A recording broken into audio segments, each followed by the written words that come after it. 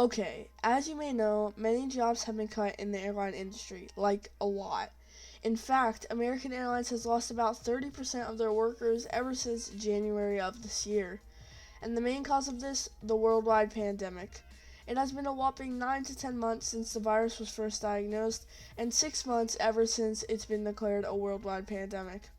An estimated 45,000 plus airline workers will be laid off and lose their job. An additional 44,000 employees voluntarily left their jobs. Even small things such as the airport parking industry, and yes, it is a thing, has lost over $400 million. But let's look at this more in depth. How exactly does the airline industry work? An airline is a company that provides air transportation for traveling passengers and cargo. These companies utilize and order aircraft to use for these services. They can also form partnerships and alliances between multiple airlines. One example of this is the One World Alliance, consisting of American Airlines, British Airways, Cathay Pacific, and 9 more airlines. There are certain people for certain things to help and support airlines. Groups like line personnel, operations, maintenance, and sales marketing all are essential in keeping the airline up for service. But this is when the pandemic steps back in. If hundreds upon thousands of people are unemployed in the industry, who knows what will happen? Well, chaos would happen. And remember when I mentioned those groups of people airlines depend on? They will lose plenty of them. Oh boy, and if they do, the airline industry would just keep on going downhill. Let's take the top 3 airlines in the world for example. American Airlines, United Airlines, and Delta. We already know that American has lost over 30% of their workers ever since January of this year. Delta had to retire over 50% of their fleet of 717s due to the virus. The 717 was a very interesting aircraft, and with a decent amount of the fleet gone, it brought sorrow to the aviation community. Finally, United Airlines.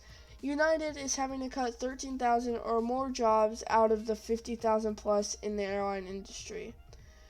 Not the most out of the 3, but still quite a lot. But now let's talk about money. Obviously, if airlines lose a lot of people that they need for service, they can start heading towards bankruptcy. And if they don't have enough money, they won't be able to purchase items and aircraft for their company, which leads us to aircraft themselves. Over the past 6 or 7 months, Boeing has had very little orders for every aircraft that are up for the orders. And deals with the 737 MAX have been a bit weird. There have been test flights, but the fact of it going back into service is mostly unknown.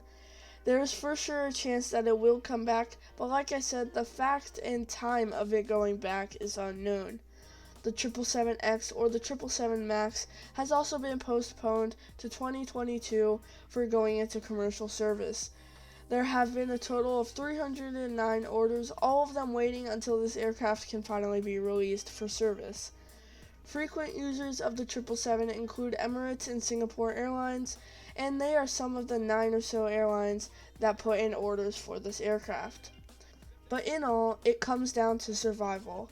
It is for sure that airlines will lose lots of money, and the whole industry will be severely impacted. Hey everyone, I hope you enjoyed the video.